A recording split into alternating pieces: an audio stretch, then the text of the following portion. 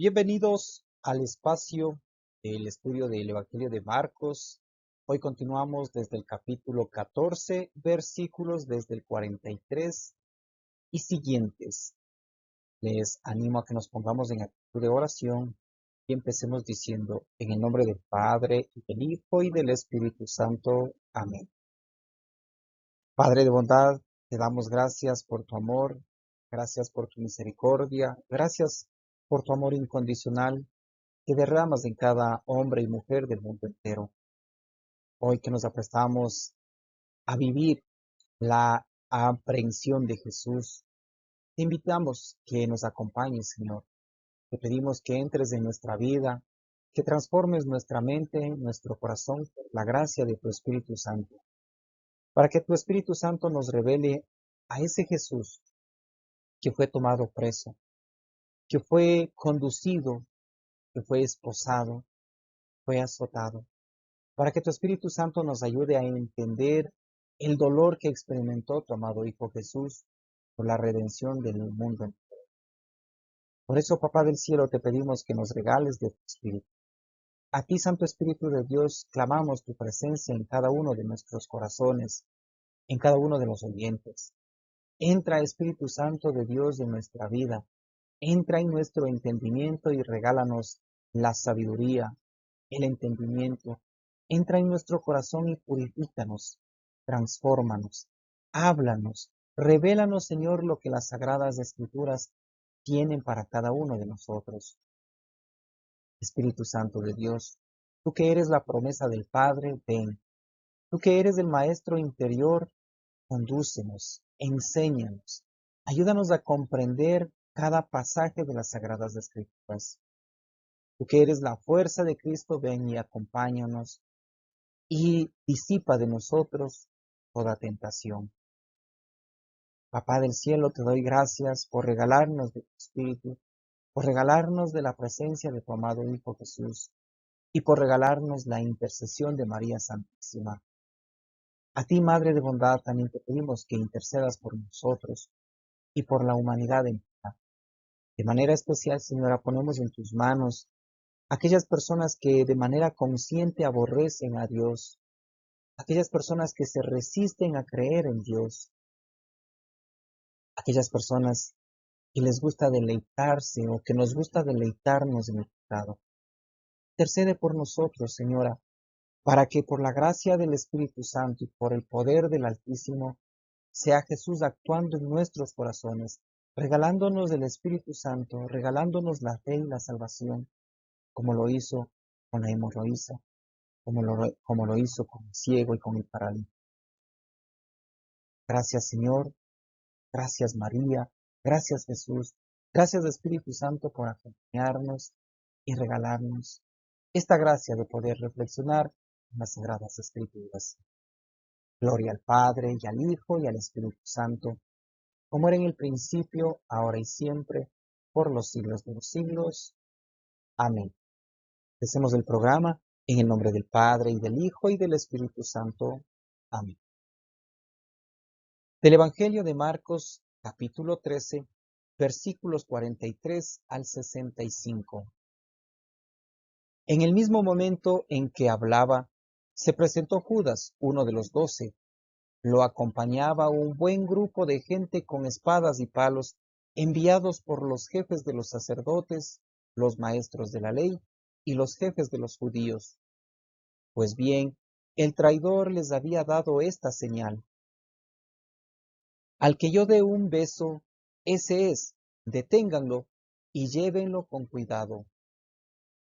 Judas se acercó a Jesús llamándolo Maestro, Maestro, y lo besó. Ellos entonces lo tomaron y se lo llevaron arrestado. En eso, uno de los que estaban con Jesús sacó la espada e hirió al servidor del sumo sacerdote cortándole una oreja. Jesús le dijo: ¿acaso soy un ladrón para que salgan a detenerme con espadas y palos? Todos los días estaba entre ustedes enseñando en el templo y no me detuvieron. Pero otra vez se cumple lo anunciado en la Escritura. y todos los que estaban con Jesús huyeron y lo abandonaron. Un joven lo había acompañado envuelto solo en una sábana y lo detuvieron por él, soltando, y lo detuvieron, pero él, soltando la sábana, huyó desnudo. Llevaron a Jesús ante el sumo sacerdote y se reunieron allí todos los jefes de los sacerdotes, autoridades judías y maestros de la ley. Pedro lo había seguido de lejos hasta el interior del palacio, y allí se sentó con los servidores a pasar el frío cerca del fuego. Los jefes de los sacerdotes y todo el Consejo Supremo querían la muerte de Jesús. Buscaban testigos contra él, pero no lo encontraban. En realidad, varios presentaban acusaciones falsas contra él, pero no estaban de acuerdo en lo que decían. Por fin, algunos dieron este testimonio falso. Nosotros lo hemos oído decir: yo destruiré este templo hecho por la mano del hombre, y en 3 días construiré otro no hecho por hombres. Pero tampoco en esta acusación estaban de acuerdo. Entonces el sumo sacerdote se levantó y colocándose delante de todos preguntó a Jesús: ¿no tienes nada que responder? ¿Qué es esto que declaran en tu contra? Pero él guardaba silencio sin decir palabra. Nuevamente el sumo sacerdote le preguntó: ¿eres tú el Cristo, Hijo de Dios bendito? Jesús respondió: yo soy. Y un día verán al Hijo del Hombre sentado a la derecha del Dios poderoso y viniendo en medio de las nubes del cielo. El sumo sacerdote rasgó sus vestiduras y dijo: ¿para qué queremos ya testigos? Ustedes acaban de oír estas palabras escandalosas. ¿Qué les parece? Y estuvieron de acuerdo en que merecía la pena de muerte. Después, algunos se pusieron a escupirlo, lo cubrieron la cara para pegarle mientras le decían: adivina quién fue. Los sirvientes lo abofeteaban. Palabra del Señor. Gloria a ti, Señor Jesús. Revisemos este texto que nos muestra el evangelista Marcos y encontramos que habla sobre la aprehensión de Jesús. Y en eso Marcos destaca a 3 grupos de personas, 3 grupos de sus aprehensores. Entre ellos dice, tenemos a uno de sus discípulos, tenemos también un buen grupo de gente, jefe de los sacerdotes y los maestros de la ley. Mire, tenemos a uno de sus discípulos, tenemos también a un buen grupo de gente que son los enviados de los jefes de los sacerdotes, y viene el otro grupo que son los maestros o los enviados de los maestros de la ley. Tanto los jefes de los sacerdotes como los maestros de la ley envían como representantes de ellos a un buen grupo de personas. Pero quien lidera esto es Judas. Judas, que tiene la intención de aprender a Jesús.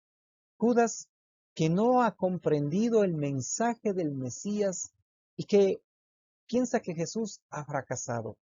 En realidad, no es Jesús quien ha fracasado, sino que es el discípulo en la persona de Judas quien ha fracasado, porque pensaba que Jesús era ese líder violento, ese libertador que a base de armas y espada en mano iba a liberar al pueblo judío de la opresión romana.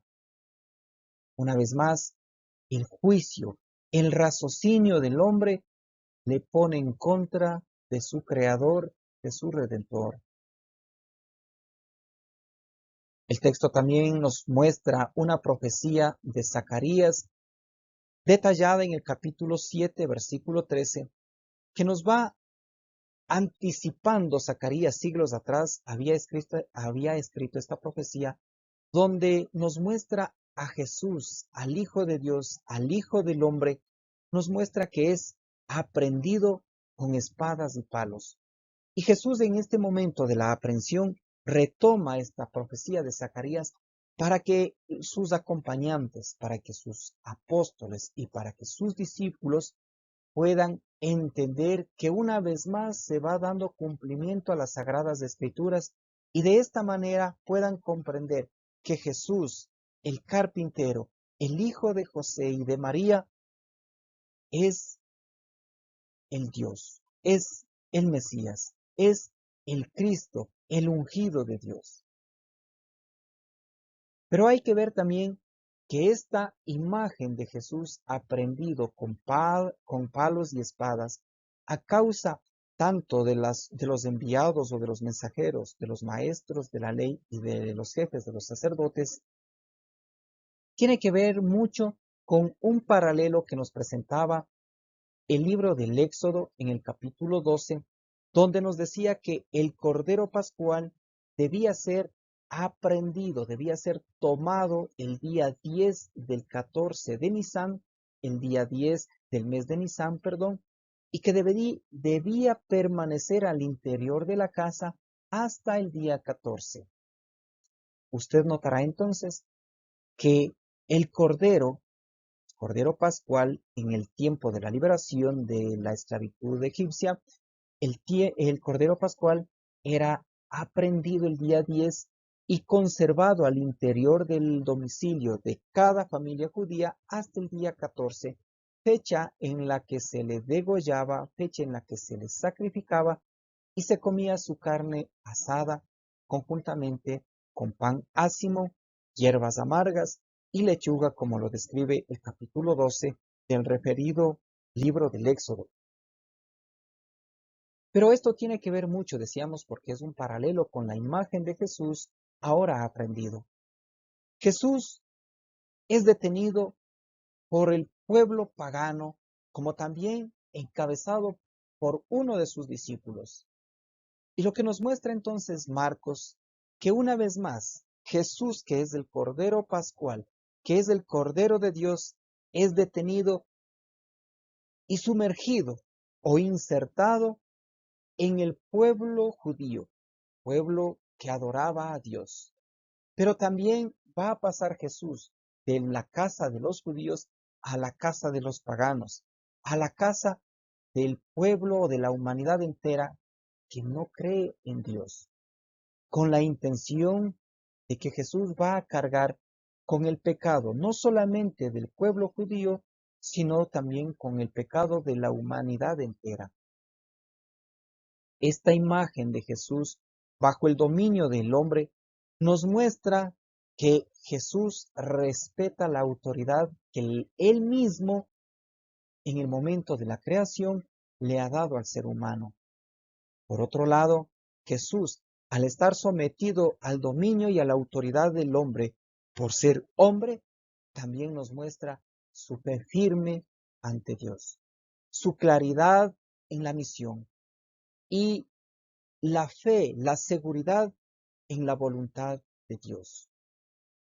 Esto nos muestra un abajamiento de Jesús, como nos muestra la carta de Filipenses en el capítulo 2, versículos del 6 al 7, donde nos dice que Dios se ha despojado de su poder, de su gloria, se ha despojado de su condición divina y se ha hecho uno más como nosotros los hombres, de carne y hueso.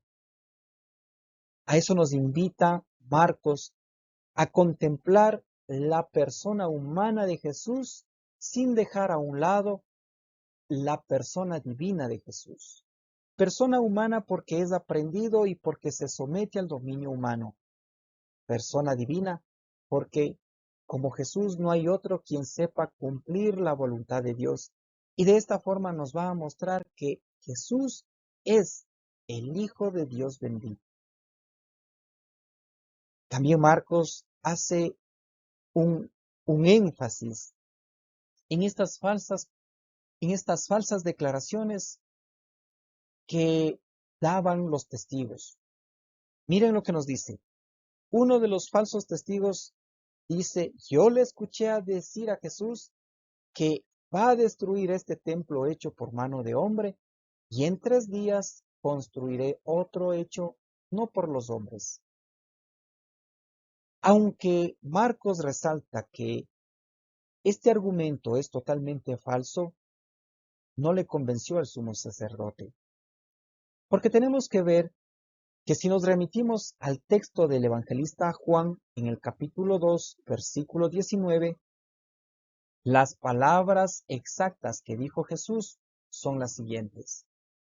Destruyan este templo y yo lo reedificaré en 3 días.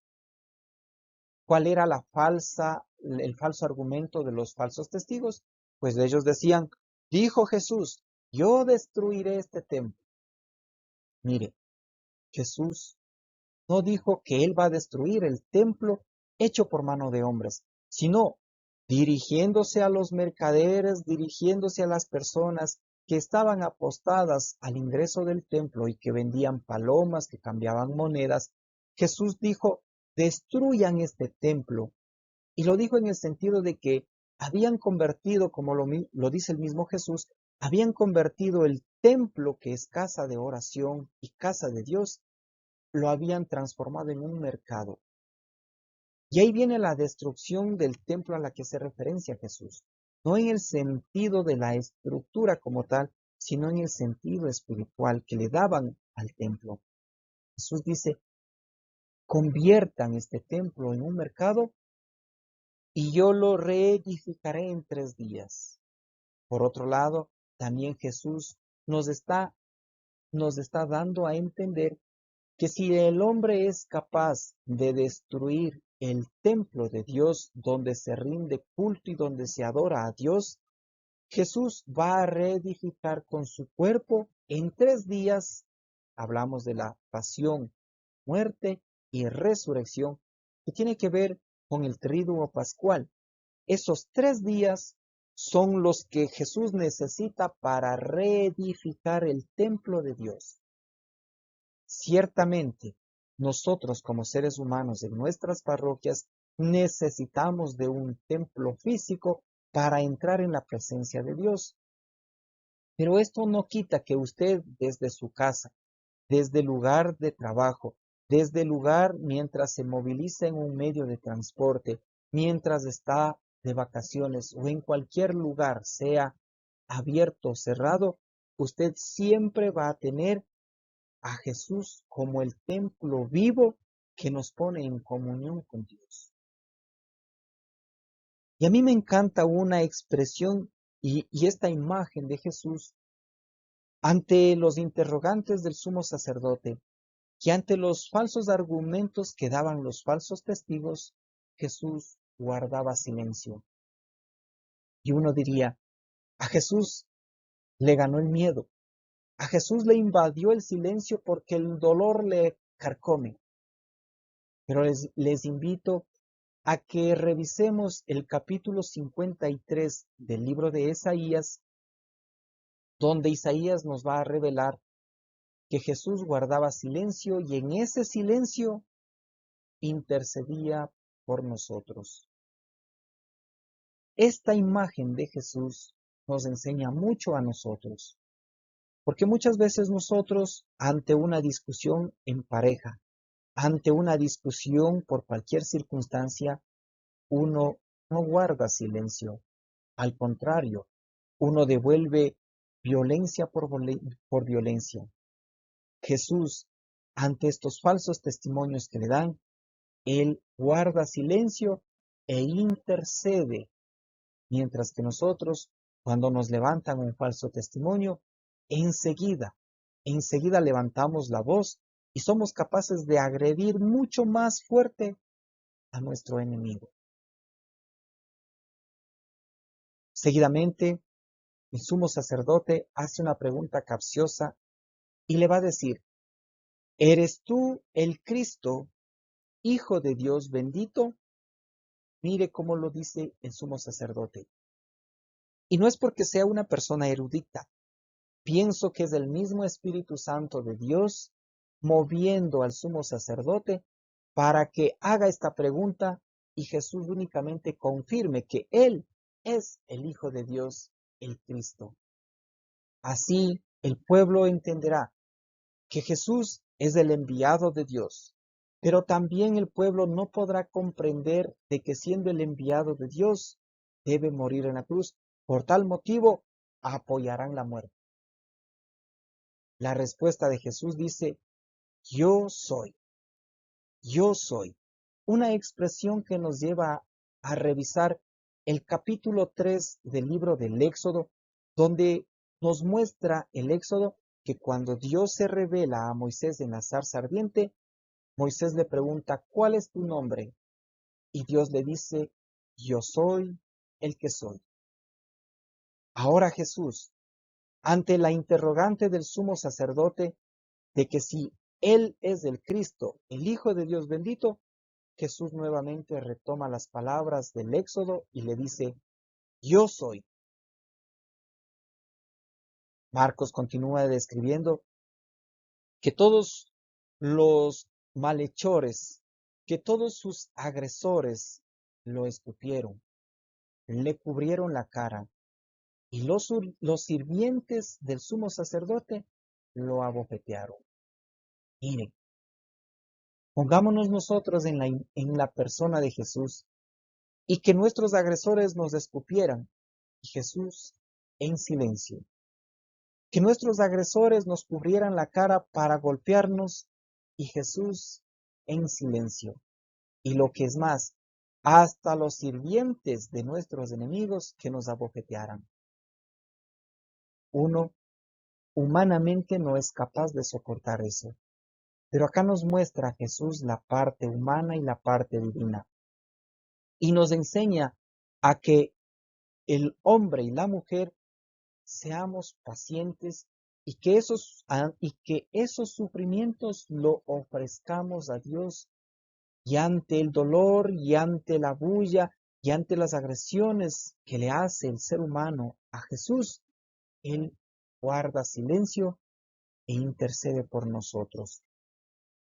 Una enseñanza de Jesús para que usted y yo en casa guardemos silencio e intercedamos por nuestra pareja, por nuestros hijos, por nuestra familia o por la familia de nuestra pareja, cuando por circunstancias de fe nos agredan, nos calumnien, nos insulten. Continuemos con la lectura de Marcos capítulo 14. Avancemos ya desde el versículo 66 hasta el versículo 72. Versículo 66. Mientras estaba Pedro abajo en el patio, llegó una de las sirvientas del sumo sacerdote. Al verlo cerca del fuego, lo miró fijamente y le dijo, «Tú también andabas con Jesús de Nazaret». Él lo negó, «No lo conozco, ni sé de qué me hablas», y salió afuera a la puerta. Pero lo vio la sirvienta y otra vez dijo a los que estaban allí, «Este es uno de ellos». Pedro movió la cabeza para negarlo. Más tarde, los que estaban allí volvieron a decir a Pedro, «Es claro que tú eres uno de ellos, pues eres Galileo». Entonces se puso a maldecir y a jurar, «Yo no conozco a ese hombre de que me hablan». En ese momento cantó un gallo por segunda vez, y Pedro recordó lo que Jesús le había dicho, «Antes que el gallo cante 2 veces, me habrás negado 3 veces». Y se puso a llorar. Marcos nos invita a reflexionar en la persona de Pedro. Pedro, ahora que representa a todo ser humano bautizado, se avergüenza de reconocerse como discípulo del Señor. Pedro, que ha compartido noches y días, que ha sido testigo de la gloria de Dios actuando en la persona de Jesús. Pedro, que vio cómo Jesús le mandó a pescar y de ese pez sacaba una moneda para pagar el impuesto, ahora dice desconocer a Jesús, se avergüenza de su Señor. En esa persona de Judas, que lo acabábamos de ver, también nos identificamos nosotros, porque nosotros somos capaces de causar tanto daño a nuestro Creador, a Jesús, el Hijo de Dios, y al Espíritu Santo. Pero también nos identificamos con Pedro, que aún nosotros siendo bautizados muchas de las veces tenemos vergüenza de reconocernos y declararnos públicamente que somos cristianos católicos. Y a veces no hace falta negar y decir en público, yo no soy católico. Mire que nosotros nos avergonzamos del Señor cuando no vivimos la verdad o cuando no hablamos con la verdad, cuando somos agresivos, cuando somos impacientes, cuando en vez de guardar silencio, levantamos nuestra voz. No somos, no somos bautizados o nos olvidamos que somos bautizados cuando en la calle nos da vergüenza hacer la señal de la cruz en nuestro cuerpo o cuando en la calle nos da vergüenza bendecir los alimentos que tenemos en la mesa, porque para muchos de nosotros puede ser fácil bendecir los alimentos dentro de casa, orar dentro de casa, santiguarse las veces que sea necesario dentro de casa. Pero qué complicado, qué difícil o qué bochornoso se nos hace dar testimonio de Dios con una señal de la cruz sobre nuestro cuerpo cuando estamos en público y en la calle. Pedro también nos va a mostrar que tiene miedo a morir por causa de Jesús. Y estos textos de Marcos nos invitan a reflexionar nuestra vida. ¿Cuándo tenemos nosotros a morir? ¿Cuándo tenemos miedo a morir por causa de Jesús? Pongamos un ejemplo. Hoy usted y yo a lo mejor ya no estamos en la condición de decir, Jesús, yo quiero morir por ti. Y a la vez esa declaración nos va a causar un temor de muerte. Usted puede decir, no, ya es otra realidad. Pues sí. Pero nosotros muchas de las veces tenemos miedo a morir por la causa de Jesús, cuando en vez de sacar tiempo para dedicarnos a las cosas de Dios, sabemos que ese trabajo referente a la obra salvífica de Dios nos va a causar de pronto un desvelo en la noche, nos va a causar de pronto un cansancio por tener que caminar a un determinado lugar para llevar y entregar el mensaje de salvación, cuando de pronto tenemos miedo a que vamos a ser insultados. Ahí también estamos como Pedro, teniendo miedo a morir por la causa de Jesús. A veces para uno es fácil hablar de Dios a puerta cerrada y en el hogar propio de uno, pero a veces a uno le da cosas de que la gente lo critique cuando usted opta por hablar de Dios en público, cuando usted toma la decisión de anunciar el mensaje de salvación desde el ámbito de un catequista, desde el ámbito de un religioso consagrado al servicio de Dios. Ahí también nosotros mostramos un miedo a morir por la causa de Jesús. Cuando preferimos descansar, cuando preferimos dormir, a que ocupar ese tiempo y dedicarlo a la lectura y reflexión de las Sagradas Escrituras. Y ahí es donde empezamos a valorar más nuestra vida antes que valorar la voluntad de Dios y consecuentemente valorar la vida de los demás, porque es más beneficioso para el ser humano dormir más horas en la noche y en el día a que dedicar el tiempo a llevar ese mensaje de Dios para que las demás personas puedan conocer que Dios es un Dios misericordioso, que Dios es un Dios de amor y que está dispuesto a perdonarnos todos los pecados. Cuando de pronto decidimos trabajar más tiempo y ese tiempo que de pronto habíamos sacado como compromiso para dedicarnos a la evangelización, ahora lo vamos tapiñando con nuestro trabajo o con la acumulación de nuestros intereses económicos o porque las deudas nos van carcomiendo y no sabemos cómo pagar.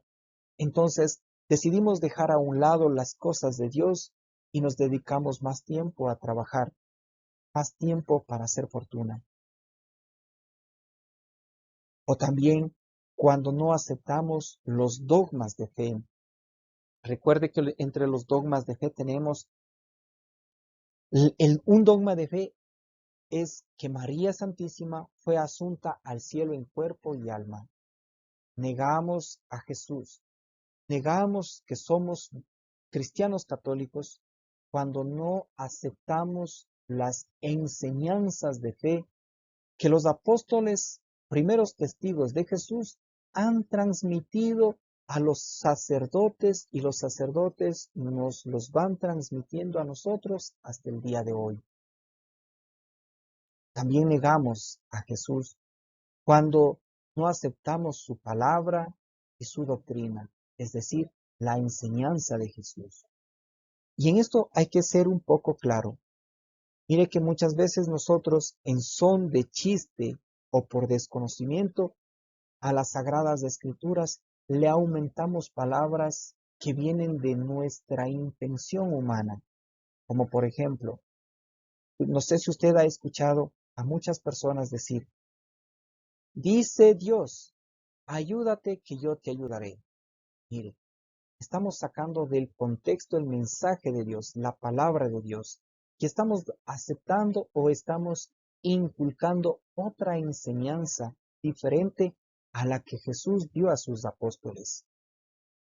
Otro de los ejemplos, cuando negamos que Jesús está presente en el pan y en el vino, o cuando negamos la enseñanza de que Jesús nos dijo que los apóstoles han recibido el Espíritu Santo y ahora ellos están en la autoridad de perdonar los pecados en la tierra para que sean perdonados en el cielo, o de atar los pecados en la tierra para atar los pecados en el cielo. Juan capítulo 20, versículos del 20 al 22. Pero también el texto de Marcos nos muestra a un Jesús que a pesar de que su discípulo lo traicionó y a pesar de que su otro discípulo lo negó, nos muestra que es un Dios paciente, que es un Dios amoroso. ¿Cómo no va a llorar Pedro? Y esa imagen de Pedro a nosotros debería reflejarnos en nuestro diario vivir. Porque tenemos a un Pedro que lloró, es decir, a un Pedro que se arrepintió de haber negado a Jesús. Un Pedro que ha examinado su corazón. Un Pedro que ha escuchado y ha reflexionado en la palabra que Jesús le entregó horas atrás. Y ahora Pedro se conmueve. Pedro realmente hace un acto de contrición, es decir, se arrepiente de corazón y llora y busca a su maestro. A diferencia de Judas, que Judas luego de vender a su maestro no se arrepintió, más bien fue a cobrar la deuda que le habían ofrecido los sumos sacerdotes. ¿Recuerda usted las 30 monedas por la cual acordó vender a Jesús? Un Judas que no se arrepiente. Y eso también nos lleva a ver que quien está en el camino de Dios, estamos expuestos por nuestra condición humana a vivir pecando. Pero qué bueno sería que nosotros dejemos de pecar en la misma densidad o cantidad que antes cometíamos los pecados. Pero que pecando seamos conscientes y nos arrepintamos de corazón. Pidamos perdón a Dios. Acerquémonos al sacramento de la confesión, al sacramento de la reconciliación y participemos del sacramento de la Eucaristía, donde nos alimentamos del cuerpo y la sangre de Jesús. No seamos como el Judas, que luego de vender a su maestro, que luego de causar daño y de pecar contra su Dios, no se arrepintió, porque prevaleció más su orgullo que su arrepentimiento. También nos enseña a meditar en las palabras de Jesús. ¿Cuántos de nosotros, luego de escuchar un texto bíblico, cuántos de nosotros de escuchar la proclamación del Santo Evangelio en cada Eucaristía, somos capaces o le pedimos a Dios la gracia de poder reflexionar en su palabra? A veces se nos pasa por alto, pero ahí viene nuestro compromiso como cristianos católicos, que decimos que Dios es nuestro Dios, que decimos que Jesús es nuestra fortaleza y nuestro Maestro. Esta invitación que hoy Marcos nos hace es para que usted y yo le pidamos al Señor la gracia que, a semejanza de Pedro, podamos meditar en su palabra. Finalmente llegamos al interrogatorio que hace el sumo sacerdote a Jesús. Y pareciera que con las primeras gotas de su sangre, Jesús nos va purificando. Y bendito Dios, que así lo es. La sangre de Jesús empieza derramándose y estoy seguro que así fue desde la primera cacheteada que le dieron a Jesús. Porque ¿qué pasa cuando uno lo abofetean en el rostro? Se lastima interiormente. Nuestro rostro interiormente se lastima. Y ahí empieza ya la sangre de Jesús a recorrer nuestra vida de salvación. Bendito Dios. A mí me da mucha alegría que la sangre de Jesús se ha derramado sobre la tierra, porque esa sangre ahora nos va santificando. La sangre de Jesús, luego de ser derramada con la primera cacheteada que le dieron a Jesús, ahora se sigue derramando cuando lo azotan, cuando le colocan una corona de espinas, cuando le golpean con una caña su rostro, cuando carga la cruz a cuestas, cuando ponen los clavos en sus manos y en sus pies. Bendito Dios. Y lo vemos en la carta a los Colosenses en el capítulo 1, versículo 20, así como también en la primera carta de Juan en el capítulo 1, versículos 17, y finalmente en la primera carta de Pedro en el capítulo 1, versículo 2, donde nos muestran estos tres textos bíblicos que la sangre de Jesús nos purifica. Y la sangre de Jesús no es más que el lugar donde el hombre, donde el alma del ser humano, luego de partir de este mundo, entra en la presencia de Dios, se sumerge en la sangre de Cristo para ser purificado. Ya tenemos la imagen de el santo purgatorio, algo que muchos grupos cristianos protestantes no lo aceptan. Si examinamos el libro de Isaías en el capítulo 1, versículo 22, así como también el texto de Mateo en el capítulo 5, versículo 25, nos va a decir que debemos arrepentirnos y hacer las paces con nuestro enemigo, no sea que nuestro enemigo nos lleve ante el juez y el juez nos entregue al policía y el policía nos ponga en el calabozo y no saldremos del calabozo hasta que hayamos pagado hasta el último centavo. Ese calabozo hace referencia a Jesús, hace referencia al santo purgatorio. Porque cuando una persona es detenida, una persona cuando es detenida por ciertas causas legales, cumple con su pena en la cárcel y luego de haber pagado con su condena, sale en libertad. No podríamos decir que entonces que el infierno asemeja al purgatorio. Porque recordemos también en el texto donde nos presenta al rico y al pobre Lázaro. El rico le dice, Padre Abraham, manda a que Lázaro moje aunque sea la punta de su dedo para que me refresque la lengua. Y el padre Abraham le dice, eso no es posible porque entre ustedes, refiriéndose al infierno, entre ustedes, entre el infierno y el cielo, hay un abismo grande que nadie puede pasar. Entonces no podemos decir de que una persona que ha sido llevada al infierno, que ha sido destinada al infierno, pasado un tiempo pueda entrar en el cielo. No. Si entramos al infierno, no hay regreso. Permanecemos ahí por la eternidad. Pero si entramos al purgatorio, sí tenemos la gracia y la esperanza de que una vez pagado hasta la última pena, podamos entrar en el cielo y disfrutar de la presencia viva de Dios.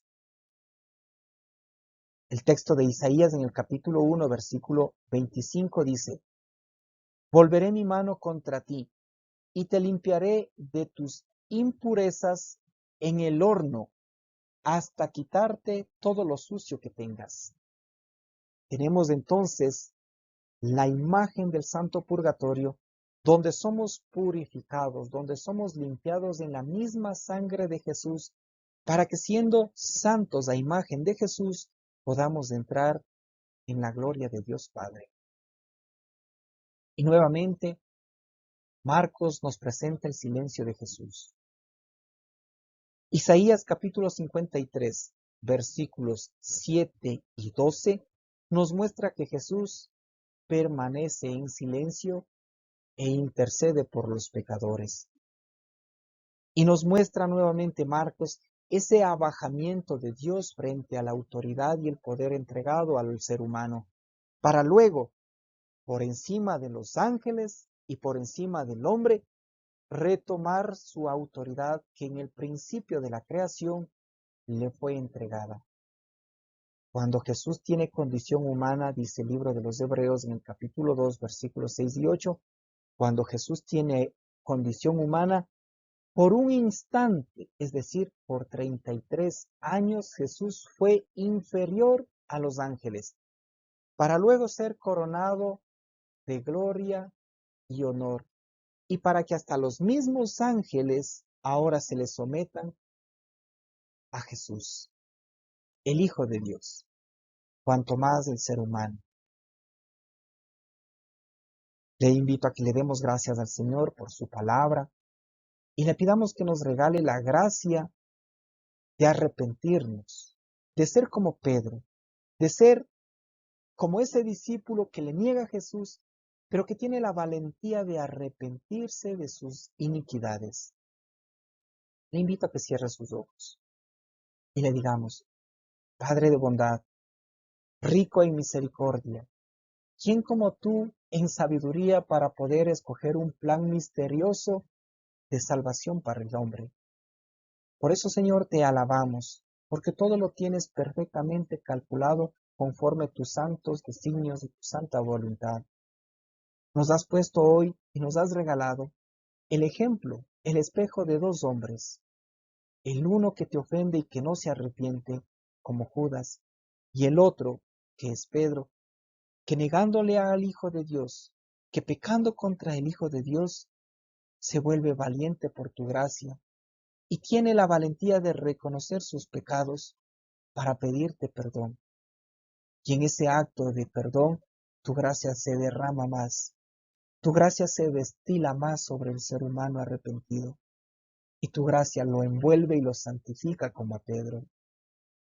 Por eso, Señor, te pedimos que nos regales de tu Espíritu Santo, para que sea tu Espíritu Santo quien nos escudriñe el corazón, para que sea tu Espíritu Santo quien nos regale la fortaleza de reconocer nuestras debilidades, para que sea tu Espíritu Santo quien, manteniéndonos puros y con la fortaleza, acudamos al sacramento de la confesión, participemos del sacramento de la Eucaristía, que alimentados por el cuerpo y la sangre de tu Hijo, podamos ser semejantes en pureza a Jesús, para que así, preparados para ese encuentro final contigo, seamos merecedores de entrar en tu gloria.